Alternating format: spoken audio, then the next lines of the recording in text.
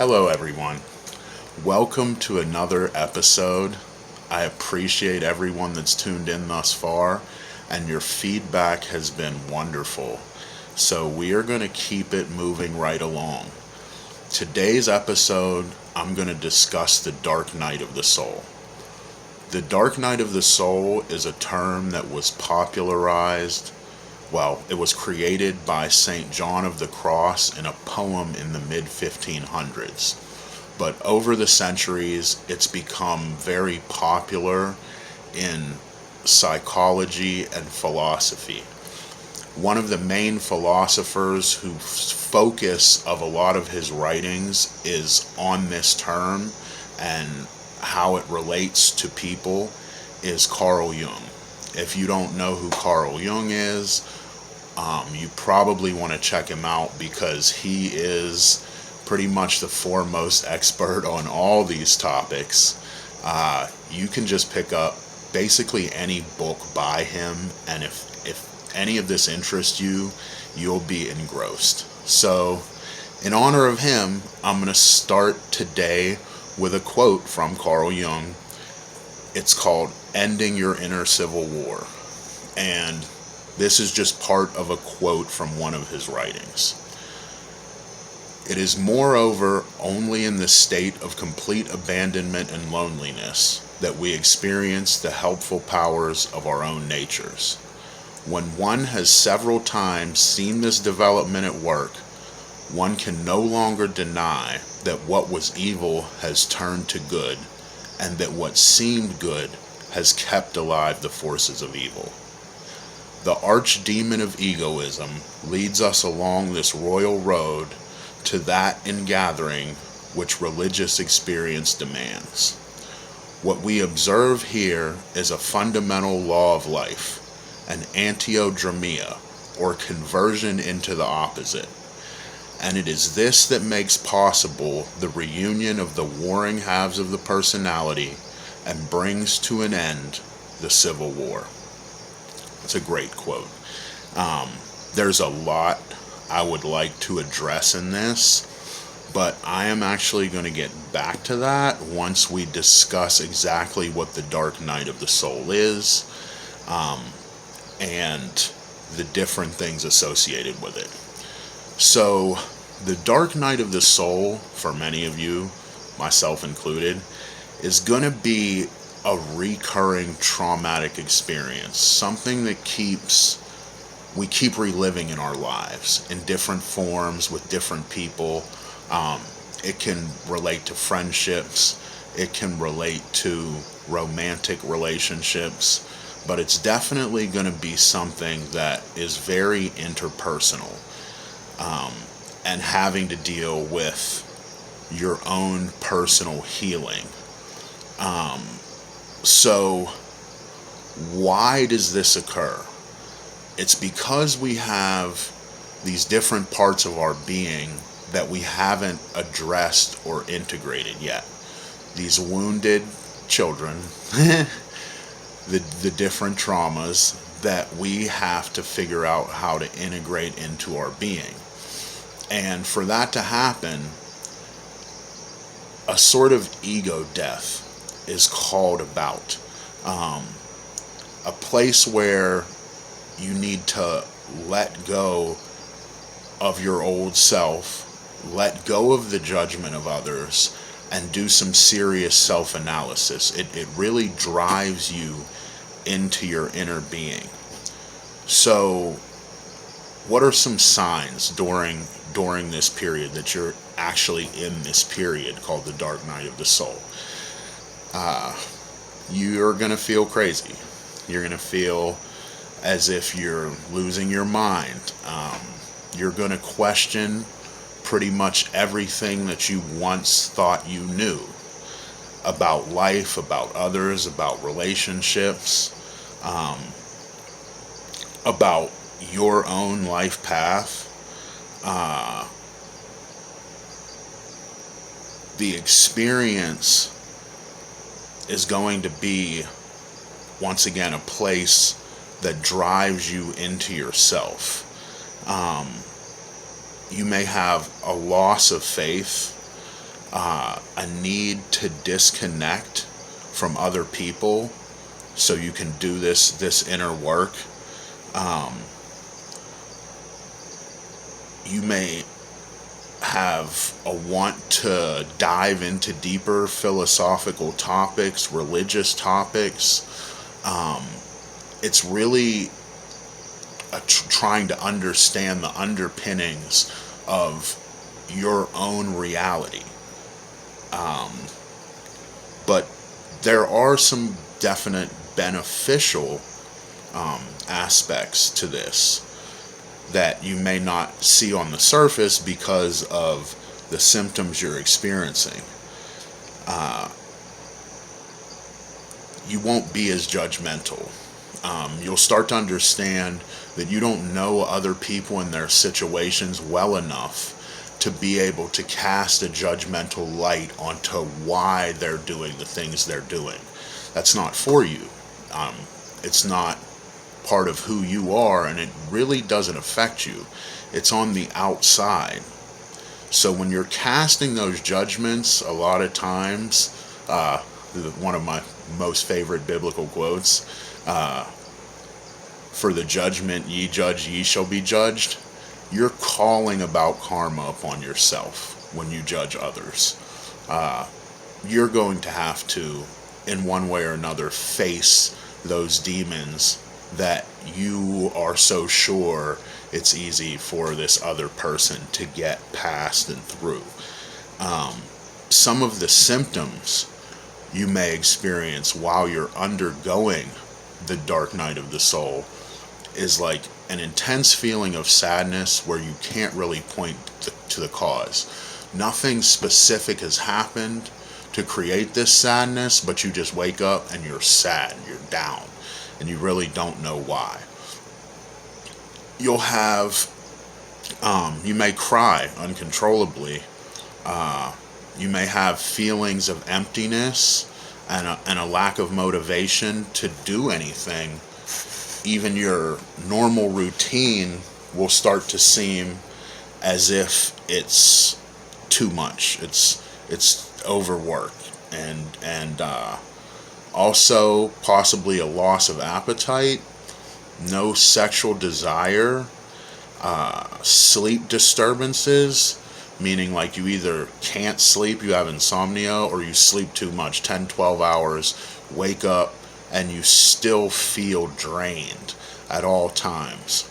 You may have an increased use of drugs and alcohol. You may experience nightmares, lethargy, and worst of all, suicidal thoughts.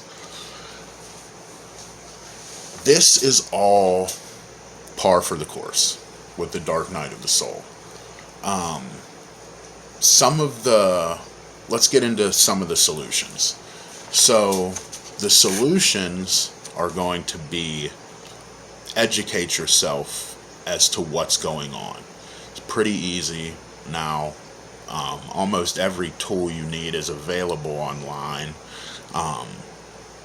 Books, YouTube, just simple searches can yield valuable information which can help you feel more at ease because you understand this is a process you're going through. So you need to surrender and trust the process. Don't try and control it and force this control on it, because the more you try and force control, the harder it's going to be to walk the road you need to walk. You want to be kind to yourself. You want to be grateful for everything that you do have and all the wonderful people that you do have in your life who are supportive and trustworthy and will be there for you no matter what. I know a lot of people, like myself included, have abandonment issues, but I definitely have some great family, friends and family, combined family. I like that word's a little bit cute. So you want to stay in touch with those people, possibly bounce some ideas off them, And even if they can't give you any concrete advice or help, just being able to talk to them can be very useful. If you don't have that, then you may want to seek out a psychologist, a psychiatrist, who can give you, who you'll at least be able to talk to and get a little bit of insight off of. I know a lot of people aren't very religious, but prayer is also useful. It comes along with surrender. Praying is partially giving up control. You're not just relying on yourself. You realize there's a greater power, a creator, what have you, that can help you through this process. You want to ground and meditate as well. Silence your mind as much as possible. That's where meditation comes in. Some of the other beneficial things you can do is exercise and listen to comforting music. Those, of course, release the good chemicals in your brain, which could be quite useful in helping you get through this period.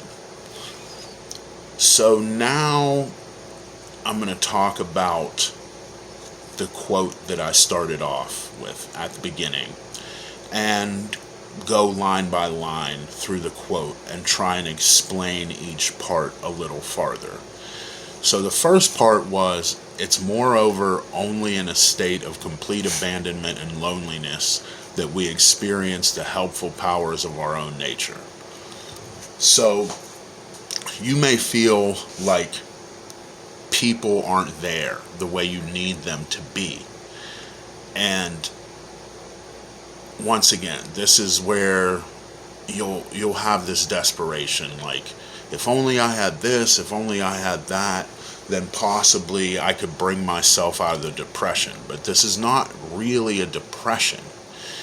It's actually an integration. It's integrating parts of your own personality and ego with your soul. Because there's the soul, the mind, and the body. And all three need to be in unison and properly prepared and integrated for you to be a whole person. The next line. When one has several times seen this development at work, one can no longer deny that what was evil has turned to good, and that what seemed good has kept alive the forces of evil. So many of us have faced this process over and over again. We have a repeating occurrence, a repeating trauma, where we find, like, let's say, for example, romantic relationships. We find the exact same type of person, and that person hurts us.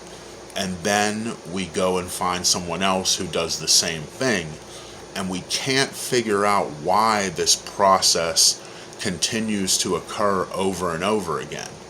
But as I stated in earlier videos, a lot of that is a trauma bond. You start associating that hurt with love, and then it feels like as if you're not hurting, you're not loved. And that's where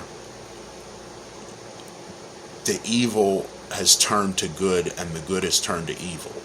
During this process of the dark night of the soul, you're working through these issues that evil things have happened, but once you integrate them, you realize that without those things happening, you never could have discovered your true self, who you are, and what you need to do to improve yourself. So the next line. The archdemon of egoism leads us along this royal road to that ingathering which religious experience demands. Once again, this is talking about ego death, which means you want to have a lack, like, you don't want to be judgmental. Your ego may have been overgrown with the other parts of your personality, and And due to this, you've created an experience where the ego needs to be put in check. Okay. So, the next line. What we observe here is a fundamental law, an antiodromia, or conversion into the opposite. So now you're starting to understand that through this dark night of the soul, through these bad experiences, you're converting them into something good. Something wonderful is happening because of you being pushed into this dark place. You're doing the shadow work that's necessary to come out the other end as a better, whole, integrated person. And this is what makes it possible. The union of the warring halves of the personality, and brings to an end the civil war. This line is discussing, once you've walked through this path, the ending of your dark night. So now, once you've healed some and completed this process of integration, where you've looked and diagnosed your traumas, you've seen where they've come from, you've seen what you're attracting based on your behaviors and egos, and you can alter your behavior in order to not have to continue to go through this process again. This is very important stuff, hugely important stuff. Really, the reason I started these videos is because it's not something that many people talk about. Many people avoid talking about the topics that I'm discussing here and walk through their whole life hiding from them, avoiding these conversations, and they pass on those traumas. It's familiar trauma that passes on to the kids, and it continues to go on generation after generation because no one really wants to address it.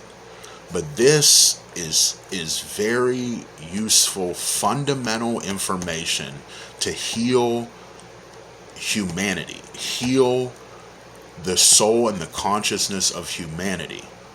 If we're going to actually progress in this world, instead of continuing to walk down a dark path, everyone needs to have access to psychology and philosophy and figure out the usefulness for them personally and how they can heal themselves to bring about a better world. So once again, I appreciate all of you. You're all wonderful people, and I love you very much. It's been a pleasure. And I hope to see more of you in the future. Leave your comments below if you want to, and I will be sure to get back to you as soon as possible. Thank you.